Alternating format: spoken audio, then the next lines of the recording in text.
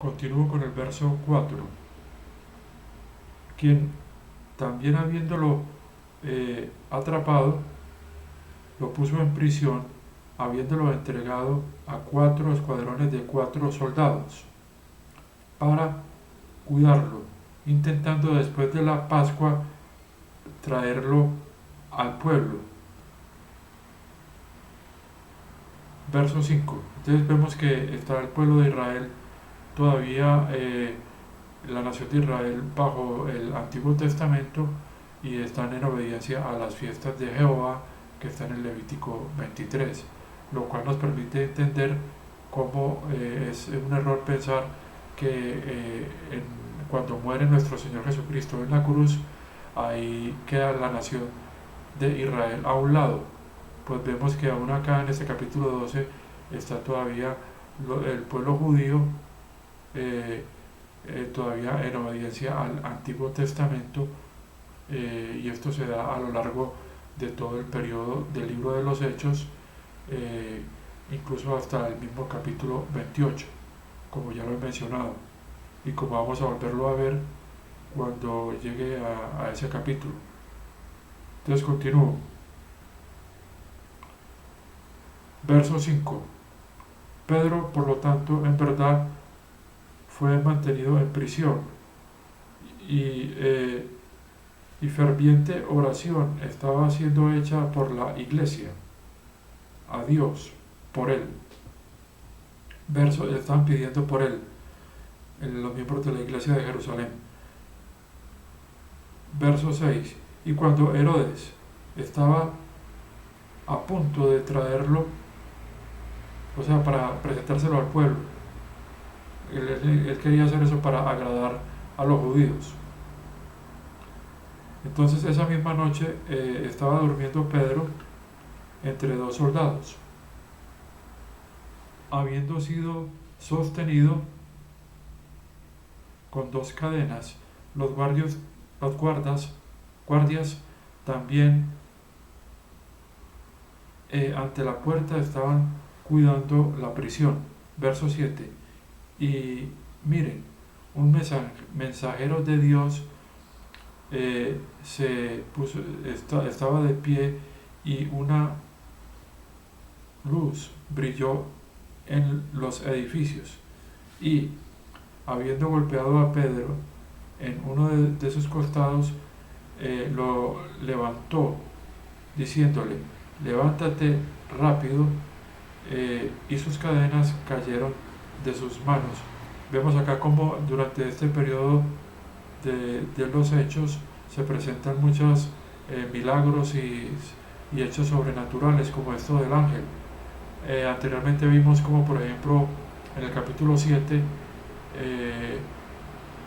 Felipe es arrebatado, y cuando después de que se bautizara el etíope, el eunuco, él es arrastrado por el Espíritu hacia otro sitio.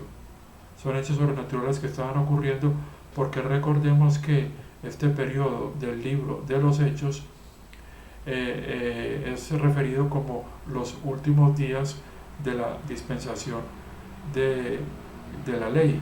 O sea, todo lo que se había prometido a través de los profetas estaba a punto de cumplirse, y se requería que la nación de Israel aceptara o recibiera esa oferta del nuevo pacto, que si la nación, los líderes de la nación y todos en general recibían al Mesías prometido, el cual era nuestro Señor Jesucristo, o es nuestro Señor Jesucristo, entonces se podía dar inicio a ese nuevo pacto.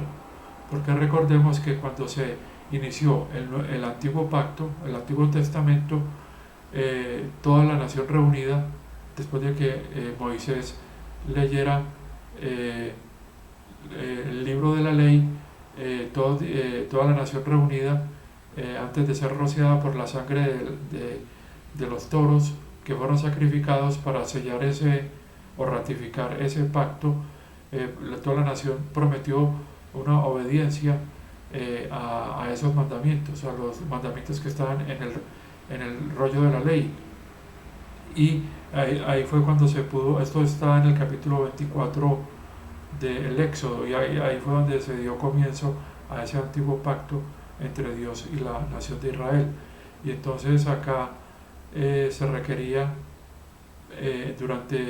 desde que comenzó la predicación del Evangelio en los Evangelios, en los 4 libros que llamamos Evangelios, se estaba requiriendo de la nación la fe y el recibir a ese Mesías que es nuestro Señor Jesucristo, para poderse iniciar este nuevo pacto que estaba prometido, como sabemos, en el capítulo 31 del profeta Jeremías, y en muchas otras partes de los libros del Antiguo Testamento, que se anunciaba la venida de este Mesías.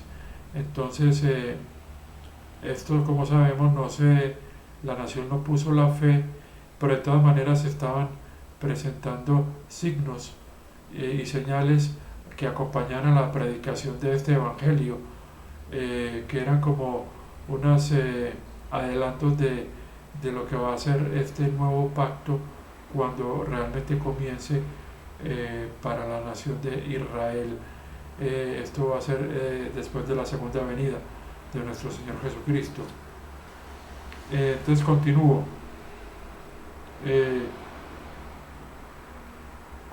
con, después de este comentario, continúo con el verso 8. El mensajero,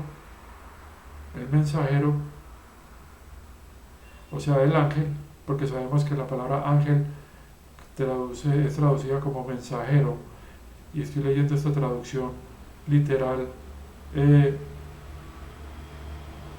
de Young. Entonces el mensajero también le dijo a él, o sea, le dijo a Pedro, vístete y ponte tus sandalias, y así lo hizo Pedro, y el ángel le dijo, ponte tu vestido y sígueme. Verso 9, y habiendo ido hacia adelante, él lo estaba siguiendo, o sea, Pedro estaba siguiendo al ángel, y él se dio cuenta que era cierto que lo que estaba siendo hecho a través del mensajero, y estaba pensando que él estaba viendo, o que él vio una visión. Verso 10, y habiendo pasado a través de la primera guardia y la segunda, ellos vinieron a la puerta de hierro, que es que se dirige a la ciudad, la cual de su propio acuerdo se abrió ante ellos, o sea, se abrió por sí sola, se abrió ante ellos, y habiendo pasado, ellos fueron hacia una calle, e inmediatamente el mensajero, o sea, el ángel, se fue, o se retiró de él, o sea, de Pedro. Sabemos acá estos hechos sobrenaturales que estaban ocurriendo en este periodo de los hechos, lo cual no vemos que sea muy común durante la dispensación en la que estamos viviendo ahora, la iglesia, que es el cuerpo de Cristo. Verso 11, y Pedro, habiendo venido en sí dijo, ahora he conocido de verdad que el Señor envió a su ángel y me libró, o me libró de la mano de Herodes, y todas las expectativas de la gente, de los judíos. O sea, dice Pedro que lo había librado, el ángel lo había librado de Herodes y de todas las expectativas, o sea, todo lo que querían hacerle el pueblo de los judíos. Verso 12, también habiendo considerado, él vino a la casa de María, la madre de Juan, quien es llamado por apodo Marcos, donde habían muchos reunidos en oración. Continúo con el verso 13. Y Pedro, habiendo tocado la puerta del pórtico, vino una damisela para acercarse. Se acercó una dama por nombre Roda. Verso 14. Y habiendo conocido la voz de Pedro, de la alegría no abrió el pórtico, o sea, la puerta, pero habiendo corrido, le dijo de que Pedro estaba de pie ante el pórtico. Verso 15. Y ellos le dijeron: ¿estás loca? Y ella estaba confiada, afirmando que esto era así. Y ellos dijeron: es su ángel, o sea, es su mensajero. Verso 16. Y Pedro estaba continuando tocando, y habiendo abierto, ellos lo vieron y estaban asombrados. Verso 17. Y habiéndolo saludado,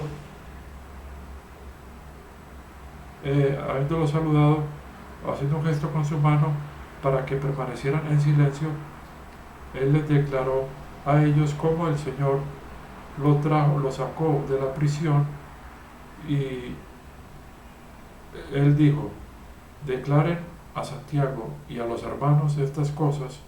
Y habiendo salido, él se dirigió a otro lugar. O sea que aquí está esta descripción que hace Pedro. Continúo con el verso 18. Y habiendo amanecido o salido por la luz del día, no había una pequeña revuelta entre los soldados. O sea, había una gran revuelta entre los soldados acerca de qué le había pasado a Pedro. Verso 19.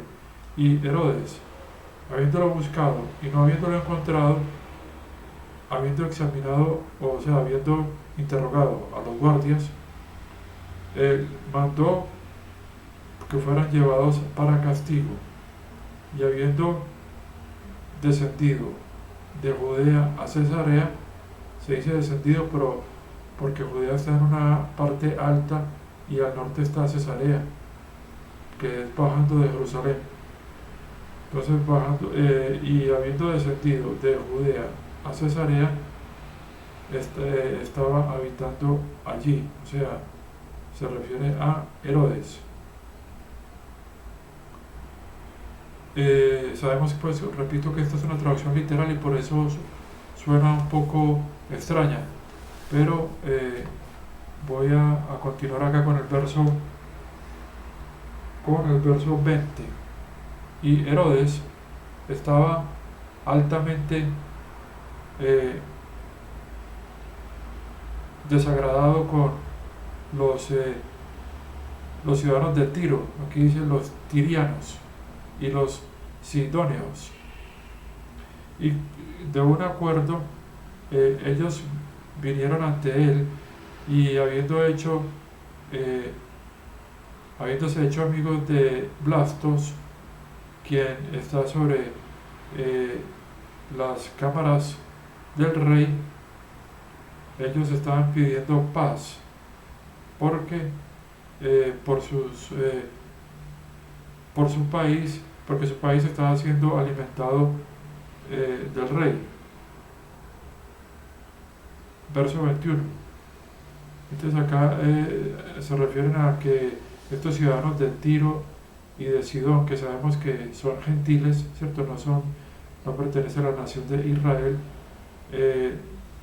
ellos se hicieron amigos de Blastos, que está sobre las cámaras del rey.